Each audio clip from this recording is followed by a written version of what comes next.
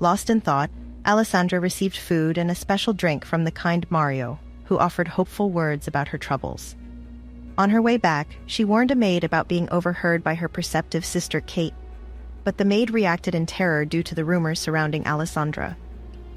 Reaching her room, Alessandra dreamt of a brighter future as she anticipated her meeting with the Duke, hoping for marriage or any means of escape.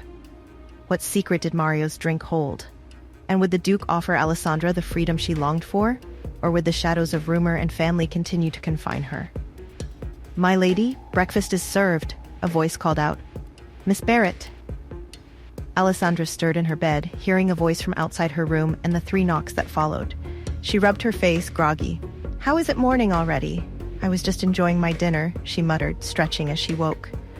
Alessandra stared out of the window for a moment, memories flooding back from the night before, her encounter with the Duke, the invitation he made to meet him at his residence. Today could be the day her life changed. It gave her hope. "My lady?"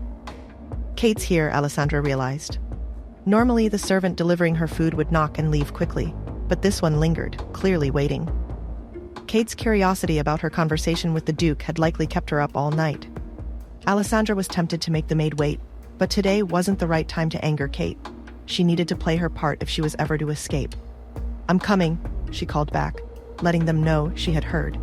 She sat up and moved to her desk and donned the mask she had worn the night before.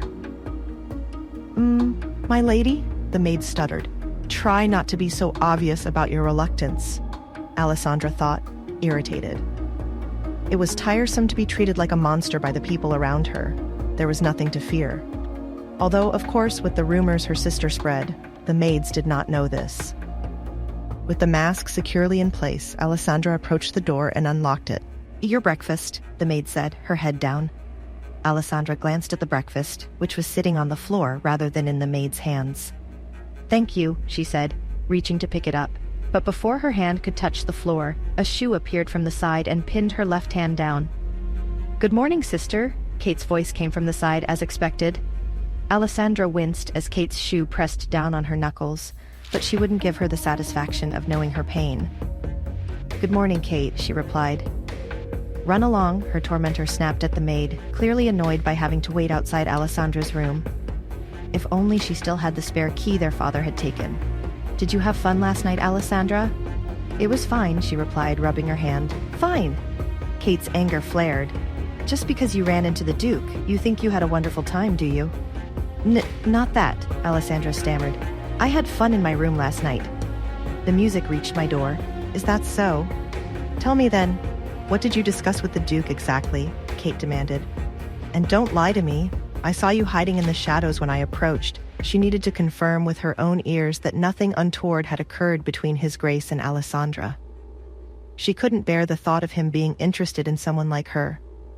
"I didn't notice he was standing there when I went to collect my dinner," her sister replied honestly. "He called my name as I forgot to acknowledge someone as important as the Duke.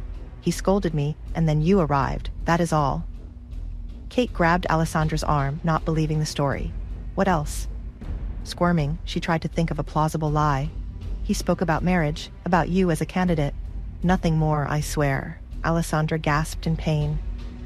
Kate mused, releasing her hand. It made sense that Edgar would mention her, but why had he acted so distant when they returned to the party? "Of course he'd talk about me," she concluded. "And who else could he disclose his feelings to, but a freak like you? Everyone else would gossip." "That doesn't make sense," Alessandra thought, rolling her eyes. But luckily, Kate couldn't see her expression. "Still, I'm furious that you showed your disgusting face to His Grace," she exclaimed. "What if he believes he's cursed now and seeks revenge? What will you do then, you freak? Do you think Father will protect you?" Kate stepped on her bare foot, intending it to hurt. No, of course not," Alessandra whimpered. "Then stay in your room all day," her sister replied. "Kate," Desmond's voice boomed as he approached, furious to see Kate torturing his eldest daughter once again. "Stop that at once." "But Father, she..." Kate trailed off, realizing it was pointless to deny what was clearly visible. The Duke saw her last night, and they spoke. Desmond looked down at Alessandra, surprised to hear His Grace had bothered to exchange words with the girl. What could they have discussed? And why hadn't Edgar mentioned it? "I'll take care of this," he snapped suddenly, glancing at Kate. "Leave now." Desmond ordered Kate to go out as Alessandra's heart skipped a beat. What will Desmond do with Alessandra? Will he punish her for talking to the Duke? Or will he allow her to go and meet him? Will Alessandra tell him about her offer to the Duke? Hey, I'm Alessandra. If you're wondering what happens next, download the Pocket FM app now and listen to the exciting episodes of The Duke's Masked Bride.